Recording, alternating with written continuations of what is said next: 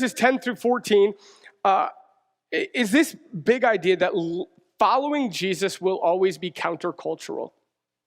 It compares this Old Testament sacrificial system with the Day of Atonement with Jesus' death, and how both of them are culminated. The final event took place outside the city.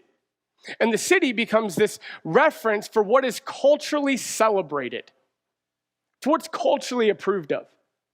And Jesus' death was outside the city. This Old Testament sacrificial thing was culminated outside the city, meaning following Jesus will never be what is culturally celebrated.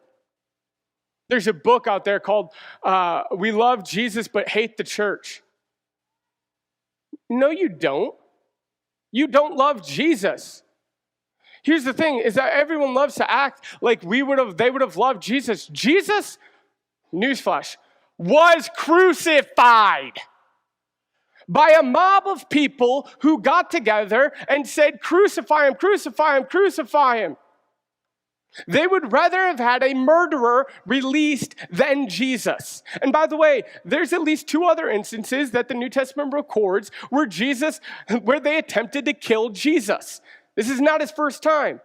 In fact, one of my favorite stories in the Bible, Jesus has this huge multitude that are there listening to him, and he starts saying some hard things, some real truth that's difficult for people to hear. And as opposed to one of the previous times, he doesn't feed them. And so I was kind of just here for the free bread, maybe some fish. And so the multitudes leave. They're like, I'm good. I've got better things to do. And so the crowd leaves him. And so Jesus looks at the few disciples that are left and says, are you guys going to leave me too? And Peter, that's my boy, says and does the wrong thing 95% of the time. My guy. But here he spits just gold.